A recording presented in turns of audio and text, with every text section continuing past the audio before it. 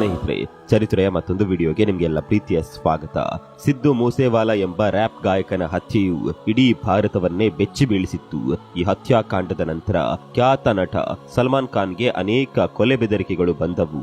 ಹಾಗಾಗಿ ಸಲ್ಮಾನ್ ಖಾನ್ ತನ್ನ land cruiser ಕಾರನ್ನ ಹೊರದೇಶದ ಮಾರುಕಟ್ಟೆಯಿಂದ ಬುಲೆಟ್ ಪ್ರೂಫ್ ಗಾಡಿಯನ್ನಾಗಿ ಮಾರ್ಪಾಡು ಮಾಡಿದ್ದಾನೆ.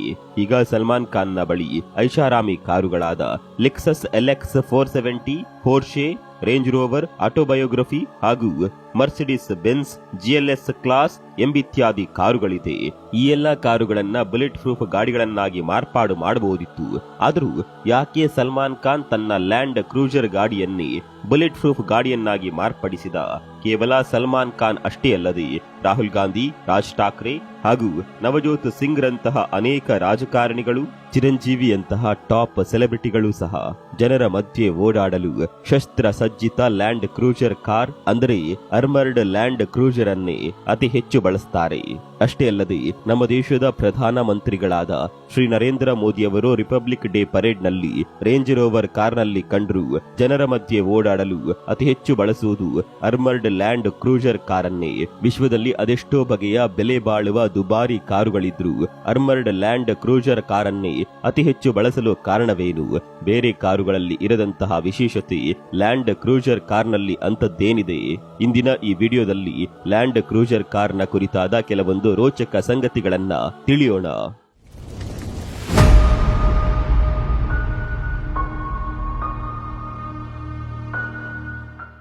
ಆಸ್ಟ್ರೇಲಿಯಾದಲ್ಲಿ ಒಂದು ಮಾತಿದೆ, ಅದೇನೆಂದ್ರೆ to go into the outback you need a Range Rover, to go in and come back from the outback you need a Land cruiser.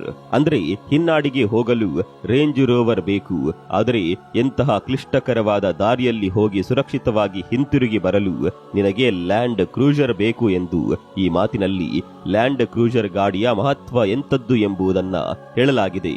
Mahindra's armoured vehicle division ಹಾಗೂ Mahindra estimate vehicle ಆರ್ಮರಿಂಗ್ ವಿಭಾಗವು ಐಷಾರಾಮಿ ಕಾರುಗಳಲ್ಲಿ ಒಂದಾದ land cruiser ಅನ್ನೇ ಆರ್ಮರಿಂಗ್ ಮಾಡಲು ಆಯ್ದುಕೊಳ್ಳುತ್ತಾರೆ. ಈ ವಿಡಿಯೋದ ಉದ್ದೇಶವು ಕೇವಲ ಲ್ಯಾಂಡ್ ಕ್ರೂಸರ್ ಗಾಡಿಯ ಬಗ್ಗೆ ಅಲ್ಲ, ಶಸ್ತ್ರ ಸಜ್ಜಿತ ಲ್ಯಾಂಡ್ ಕ್ರೂಸರ್ ಕಾರಿನ ಬಗ್ಗೆ ಅನೇಕರಲ್ಲಿ ಮಾಹಿತಿ ಇಲ್ಲ. ಹಾಗಾಗಿ ಈ ವಿಡಿಯೋದಲ್ಲಿ ಶಸ್ತ್ರ ಸಜ್ಜಿತ ಲ್ಯಾಂಡ್ ಕ್ರೂಸರ್ ಕಾರಿನ ಬಗ್ಗೆ ಅತಿ ಹೆಚ್ಚಾಗಿ ತಿಳಿದುಕೊಳ್ಳೋಣ. ಥಾರ್ನ ಗ್ರೇಟ್ ಗ್ರ್ಯಾಂಡ್ ಮದರ್ ಎಂದೇ ಕರೆಸಿಕೊಳ್ಳುವ ವಿಲ್ಲಿ ಜೀಪ್ ಎಂಬ ಪ್ರಸಿದ್ಧ ಜೀಪ್ ನಿಂದ ಇನ್ಸ್ಪೈರ್ ಆದ ವಾಹನವೇ ಲ್ಯಾಂಡ್ ಕ್ರೂಸರ್. 1950ರಲ್ಲಿ ಉತ್ತರ ಕೊರಿಯಾ ಹಾಗೂ ದಕ್ಷಿಣ ಕೊರಿಯಾದ ನಡುವೆ ಯುದ್ಧ ನಡೆಯುವ ಸಂದರ್ಭದಲ್ಲಿ ದಕ್ಷಿಣ ಕೊರಿಯಾಗೆ ಮಿಲಿಟರಿ ಟ್ರಕ್ ನ ಅವಶ್ಯಕತೆ ಇರುತ್ತದೆ. ಆಗ ಬಲಶಾಲಿ ಅಮೆರಿಕ ದೇಶವು ತನ್ನ ಸ್ನೇಹಿತನಾದ ದಕ್ಷಿಣ ಕೊರಿಯಾಗೆ ಟ್ರಕ್ ನೀಡುವ ಆಶ್ವಾಸನೆ ನೀಡಿರುತ್ತದೆ. ಆದರೆ ಸರಿಸುಮಾರು 10,736 ಕಿಲೋಮೀಟರ್ ದೂರ ಇರುವ ದಕ್ಷಿಣ ಕೊರಿಯಾಗೆ ಮಿಲಿಟರಿ ಟ್ರಕ್ ಸಾಗಿಸುವ ಕಾರ್ಯ ಸುಲಭವಾಗಿರಲಿಲ್ಲ. ಹಾಗೂ USSR ದೇಶದ ಕೋಪಕ್ಕೆ ಗುರಿಯಾಗುವ ಉದ್ದೇಶವೂ ಕೂಡ ಅಮೆರಿಕಕ್ಕೆ ಇರಲಿಲ್ಲ. ಯಾಕಂದರೆ ಆ ಸಮಯದಲ್ಲಿ USSR ಉತ್ತರ ಕೊರಿಯಾಗೆ ತನ್ನ ಬೆಂಬಲ ನೀಡಿರುತ್ತದೆ. ಹಾಗಾಗಿ ಅಮೆರಿಕವು ಜಪಾನ್ಗೆ ವಿಲ್ಲಿ ಜೀಪ್ ಮಾದರಿಯಲ್ಲಿ ಒಂದು ಮಿಲಿಟರಿ ಟ್ರಕ್ ಅನ್ನ ತಯಾರಿಸಲು ಹೇಳುತ್ತದೆ. ಇದರ ಮೂಲಕ ದಕ್ಷಿಣ ಕೊರಿಯಾಗೆ ಸಹಾಯ ಹಸ್ತ ಚಾಚುವ ಉದ್ದೇಶ ಅಮೆರಿಕದ್ದಾಗಿರುತ್ತದೆ. ಜಪಾನ್ ದಕ್ಷಿಣ ಕೊರಿಯಾದ ಹತ್ತಿರದ ರಾಷ್ಟ್ರವಾಗಿರೋದ್ರಿಂದ ಅಮೆರಿಕವು ಜಪಾನ್ನ ಸಹಾಯ ಪಡೆಯುತ್ತದೆ. ಹಾಗೂ ಜನವರಿ 1951ರವರೆಗೂ ಟೊಯೋಟಾ ಕಂಪನಿ ಟೊಯೋಟಾದ ಜೀಪ್ BJ ಎಂಬ ಮಿಲಿಟರಿ ಟ್ರಕ್ ಮಾದರಿಯನ್ನ ನಿರ್ಮಾಣ ಮಾಡಿರುತ್ತದೆ. ಈ ಜೀಪ್ ಮಾದರಿಯು ಬೇರೆ ಜೀಪ್ಗಳಿಗಿಂತ ಗಾತ್ರದಲ್ಲಿ ದೊಡ್ಡದಾಗಿರುತ್ತದೆ. ಈ ಜೀಪ್ ವಿಲಿ ಜೀಪ್ನ ಅದೇ ಸಾಮರ್ಥ್ಯ, ಶಕ್ತಿ ಹಾಗೂ ಅದೇ ಗುಣಗಳನ್ನ ಹೊಂದಿರುತ್ತದೆ. ಜುಲೈ 1951ರಲ್ಲಿ ಟೊಯೋಟಾದ ಟೆಸ್ಟ್ ಡ್ರೈವರ್ ಇಚಿರೋ ತೈರಾ ಎಂಬಾತನು ನೆಕ್ಸ್ಟ್ ಜನರೇಷನ್ ನ ಜೀಪ್ BJ ಪ್ರೋಟೋಟೈಪ್ ಅನ್ನ ಮೌಂಟ್ ಫ್ಯೂಜಿಯ 6ನೇ ಹಂತದವರೆಗೂ ಓಡಿಸಿದ್ರು. ಆ ಎತ್ತರವನ್ನ ಏರಿದ ಮೊದಲ ವಾಹನ ಇದಾಗಿದೆ. ಜಪಾನ್ನ ನ್ಯಾಷನಲ್ ಪೊಲೀಸ್ ಏಜೆನ್ಸಿಯು ಈ ಪರೀಕ್ಷೆಯನ್ನ ನಡೆಸುತ್ತದೆ. BJ ಜೀಪ್ನ ಈ ಆಫ್ ರೋಡ್ ಸಾಮರ್ಥ್ಯವನ್ನ ಕಂಡ ನ್ಯಾಷನಲ್ ಪೊಲೀಸ್ ಏಜೆನ್ಸಿಯು ಆಕರ್ಷಿತವಾಗಿ ತಕ್ಷಣವೇ 289 BJ ವಾಹನಗಳಿಗೆ ಬೇಡಿಕೆ ಇಡುತ್ತದೆ. ಇದೊಂದು ಪರಿಣಾಮಕಾರಿ ಬೆಳವಣಿಗೆಯೇ ಸರಿ. 1954ರಲ್ಲಿ ಟೊಯೋಟಾದ ಟೆಕ್ನಿಕಲ್ ಡೈರೆಕ್ಟರ್ ಆದ ಹಂಜಿ ಉಮೇರಹ ಎಂಬಾತನು ಟೊಯೋಟಾದ BJ ವಾಹನದ ಆಫ್ ರೋಡಿಂಗ್ ಸಾಮರ್ಥ್ಯವು ಲ್ಯಾಂಡ್ ರೋವರ್ನ ಸಾಮರ್ಥ್ಯಕ್ಕೆ ಸಮವಾಗಿದೆ ಇದಕ್ಕೆ ಲ್ಯಾಂಡ್ ರೋವರ್ನಷ್ಟೇ ತೂಕದ ಹೆಸರೇಕೆ ಇಡಬಾರದು ಅಂತ ಚಿಂತಿಸಿ ಟೊಯೋಟಾದ ಬೀಜೆಗೆ ಲ್ಯಾಂಡ್ ಕ್ರೂಜರ್ ಎಂಬ ನಾಮಕರಣ ಮಾಡುತ್ತಾನೆ. ಕೊರಿಯನ್ ಯುದ್ಧವು 1953ರಲ್ಲೇ ಕೊನೆಗೊಂಡರೂ ಈ ಲ್ಯಾಂಡ್ ಕ್ರೂಜರ್ ವಾಹನದ ಅವಶ್ಯಕತೆ ಪ್ರಪಂಚಕ್ಕೆ ಆಗಿತ್ತು. 1955ರಲ್ಲಿ ಟೊಯೋಟಾ ಕಂಪನಿಯು ಜನಸಾಮಾನ್ಯರ ಅವಶ್ಯಕತೆಗೆ ತಕ್ಕಂತೆ ಲ್ಯಾಂಡ್ ಕ್ರೂಜರ್ J30 ಸರಣಿಯನ್ನ ಡಿಸೈನ್ ಮಾಡುತ್ತಾರೆ. ಈ ವಾಹನವು ಹೆಚ್ಚು ಸ್ಟೈಲಿಶ್ ಔಟ್ಲುಕ್, ಉತ್ತಮ ಮೈಲೇಜ್, ವಿಶಾಲವಾದ ಇಂಟೀರಿಯರ್ ಮತ್ತು ಉತ್ತಮ ಗುಣಮಟ್ಟದ ಇಂಜಿನ್ಗಳನ್ನ ಹೊಂದಿರುತ್ತದೆ.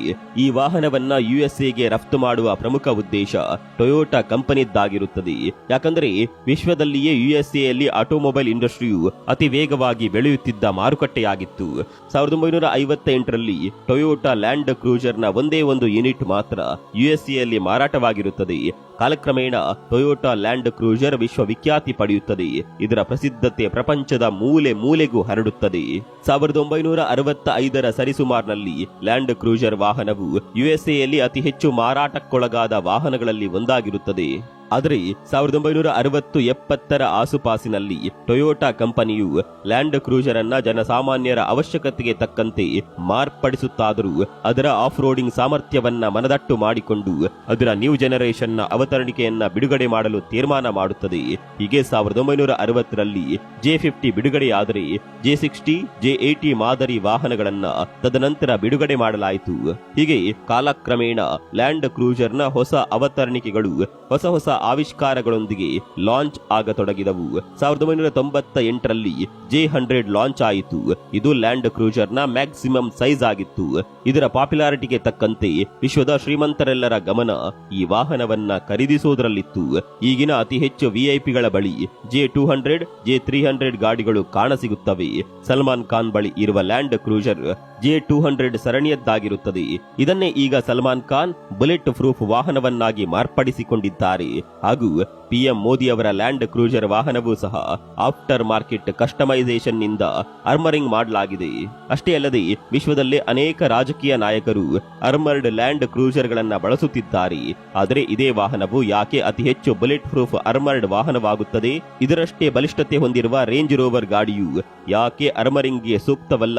ಆರ್ಮರಿಂಗ್ ಅಥವಾ ಬುಲೆಟ್ ಪ್ರೂಫ್ ಮಾರ್ಪಾಡತೆಯನ್ನ ಪಡೆಯಲು ಒಂದು ವಾಹನವು ಎಷ್ಟೆಲ್ಲ ಪರೀಕ್ಷೆಗಳನ್ನ ಎದುರಿಸಬೇಕು ಎಂಬುದನ್ನ ಈಗ ತಿಳಿಯೋಣ.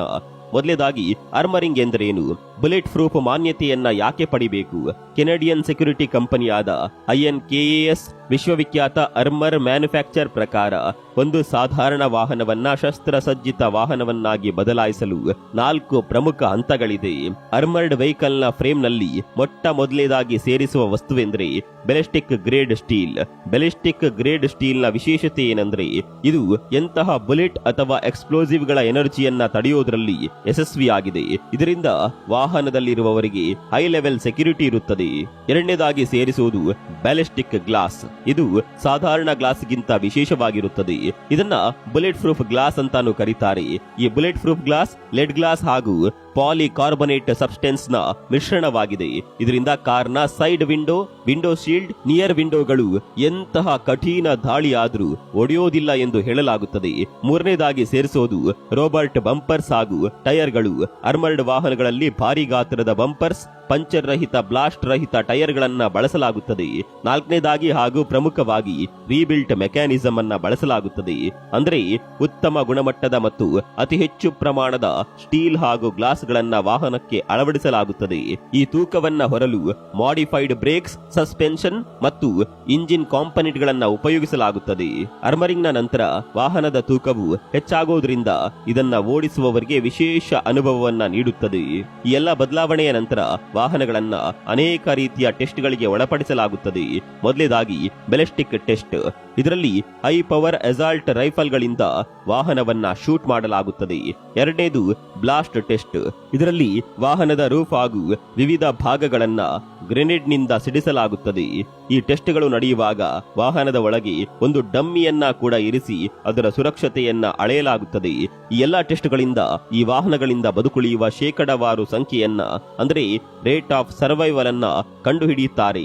ಈ ಎಲ್ಲಾ ಮಾನದಂಡಗಳನ್ನ ಪರಿಶೀಲಿಸಿದ ನಂತರ ವಾಹನವು ಎಷ್ಟು ದಾಳಿ ಸಹಿಷ್ಣು ಎಂಬುದನ್ನ ನೋಡಿ ಅರ್ಮರ್ಡ್ ಸರ್ಟಿಫಿಕೇಶನ್ ನೀಡಲಾಗುತ್ತದೆ.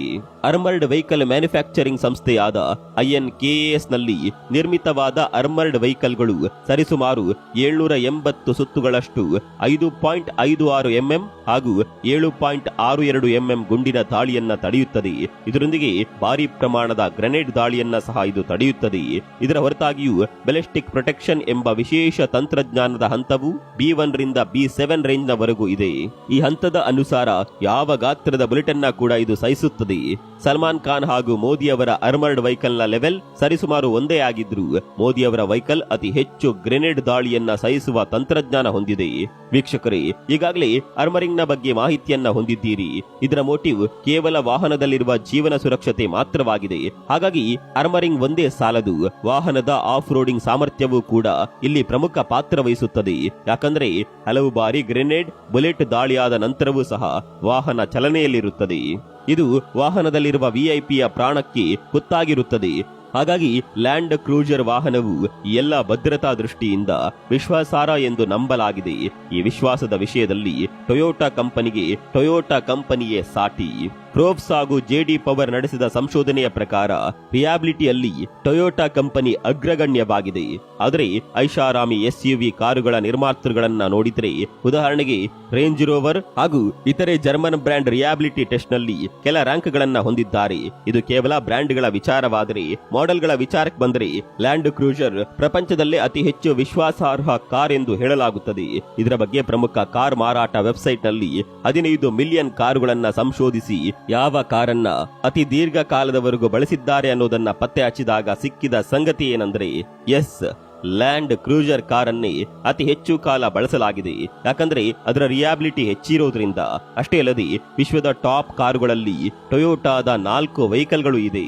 ಅದರಲ್ಲಿ ಲ್ಯಾಂಡ್ ಕ್ರೂಜರ್ ನಂಬರ್ 1 ಸ್ಥಾನ ಅಲಂಕರಿಸಿದೆ ಎಂಬುದು ಹೆಮ್ಮೆಯ ಸಂಗತಿ. ಇದಕ್ಕೆಲ್ಲ ಪ್ರಮುಖ ಕಾರಣ ರಿಯಾಬಿಲಿಟಿ. ಹಾಗಾಗಿ ಲ್ಯಾಂಡ್ ಕ್ರೂಜರ್ ಹಲವಾರು ಏಜೆನ್ಸಿಯ ಪ್ರಮುಖ ಚಾಯ್ಸ್. ಇದರ ಬಗ್ಗೆ ಮಹೇಂದ್ರ ಅರ್ಮರಿಂಗ್ ಡಿವಿಷನ್ ವೆಬ್ಸೈಟ್ ನಲ್ಲಿ ವಿಸ್ತಾರವಾಗಿ ತಿಳಿಸಲಾಗಿದೆ. ಈ ವಾಹನದ ಅತಿ ಹೆಚ್ಚು ರಿಯಾಬಿಲಿಟಿಯಿಂದ ಇದರ ರೀಸೇಲ್ ವ್ಯಾಲ್ಯೂ ಸಹ ಹೆಚ್ಚಿದೆ ಎಂದು ವರದಿಗಳು ತಿಳಿಸುತ್ತವೆ. 1,00,000 ಕಿಲೋಮೀಟರ್ ಓಡಿದ್ರೂ ಸಹ ಸರಿಸುಮಾರು 1 ರಿಂದ 1.5 ಕೋಟಿ ರೀಸೇಲ್ ವ್ಯಾಲ್ಯೂ ಹೊಂದಿವೆ. ಈಗ ಲ್ಯಾಂಡ್ ಕ್ರೂಜರ್ಗಿರುವ ಡಿಮ್ಯಾಂಡ್ ಹೇಗಿದೆ ಅಂದ್ರೆ, ಇದರ ವೈಟಿಂಗ್ ಪೀರಿಯಡ್ 4 ವರ್ಷ. ಈ ಎಲ್ಲಾ ಕಾರಣದಿಂದಾಗಿ ಅತಿ ಹೆಚ್ಚು ರಾಜಕೀಯ ನಾಯಕರು, ಸೆಲೆಬ್ರಿಟೀಸ್, ಇತರ ವಿಐಪಿಗಳು ಲ್ಯಾಂಡ್ ಕ್ರೂಜರ್ ಅನ್ನೇ ಹೆಚ್ಚಾಗಿ ಬಳಸುತ್ತಿದ್ದಾರೆ. ಆದರೆ PM ಮೋದಿ ತಮ್ಮ ವಾಹನವನ್ನ ಖುದ್ದು ಆಯ್ಕೆ ಮಾಡೋದಿಲ್ಲ. SPG ಅಂದ್ರೆ ಸ್ಪೆಷಲ್ ಪ್ರೊಟೆಕ್ಷನ್ ಗ್ರೂಪ್ ಎಂಬ ಆರ್ಗನೈಸೇಷನ್ PM ಅವರಿಗೆ ಅತಿ ಹೆಚ್ಚು ಸೇಲ್ ಆದ ಲ್ಯಾಂಡ್ ಕ್ರೂಜರ್ ಗಾಡಿಯನ್ನೇ ಆಯ್ಕೆ ಮಾಡುತ್ತದೆ. ವೀಕ್ಷಕರೇ, ಹಾಗಾದ್ರೆ ಯೋಚಿಸಿ, ಲ್ಯಾಂಡ್ ಕ್ರೂಜರ್ ವೆಹಿಕಲ್ ಎಂತಹ ಸಾಮರ್ಥ್ಯವನ್ನ ಹೊಂದಿದೆ ಎಂದು. ನೀವು ಕೂಡ ಈ ಲ್ಯಾಂಡ್ ಕ್ರೂಜರ್ ವಾಹನದ ಬಗ್ಗೆ ನಿಮ್ಗೆ ಏನನ್ಸುತ್ತೆ ಕಾಮೆಂಟ್ ಮಾಡಿ.